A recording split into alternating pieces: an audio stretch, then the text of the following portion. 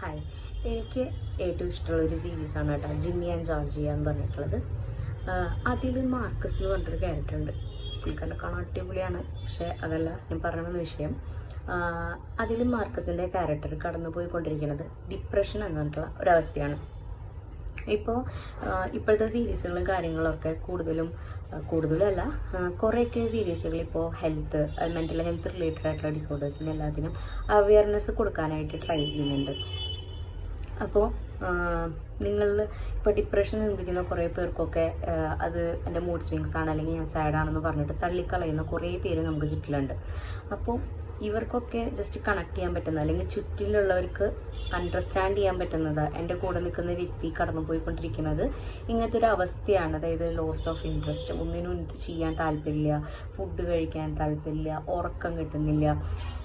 അത്രയും നാൾ അവർ ചെയ്തുകൊണ്ടിരുന്ന കാര്യങ്ങൾ, ഇഷ്ടത്തോടെ ചെയ്തുകൊണ്ടിരുന്ന കാര്യങ്ങൾ അവർക്ക് പിന്നെ ചെയ്യാൻ പറ്റാതാവുക, ഇതൊക്കെ അതിൻ്റെയൊക്കെ ഒരു തുടക്കമാണ്. ഇപ്പോൾ 2 ആഴ്ചയിൽ കൂടുതലൊക്കെ ഈ ഒരു അവസ്ഥ കടന്നു പോകൊണ്ടിരിക്കുന്നുണ്ടെങ്കിൽ അത് ഡിപ്രഷൻ്റെ കീഴിൽ വരുന്ന സിംറ്റംസ് ആണ്.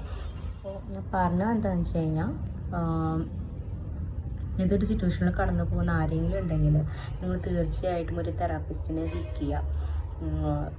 ഒരു സെഷൻ എടുക്കുന്നതിലൂടെയോ 2-3 സെഷൻ എടുക്കുന്നതിലൂടെയൊക്കെ നിങ്ങൾക്ക് വലിയൊരു മാറ്റം നിങ്ങൾക്ക് കാണാൻ പറ്റും. നിങ്ങൾക്ക് സ്വന്തമായിട്ട് നിങ്ങളുടെ മനസ്സിനെ കൺട്രോൾ ചെയ്യാൻ പറ്റുന്നില്ല, അല്ലെങ്കിൽ എനിക്ക് എന്താണ് ഉണ്ടായിക്കൊണ്ടിരിക്കുന്നതെന്ന് അണ്ടർസ്റ്റാൻഡ് ചെയ്യാൻ പറ്റുന്നില്ല എന്നുണ്ടെങ്കിൽ ഉറപ്പായിട്ട് നിങ്ങളൊരു തെറാപ്പിസ്റ്റിനെ അല്ലെങ്കിൽ സൈക്കോളജിസ്റ്റിനെ കാണുന്നത് നല്ലതായിരിക്കും.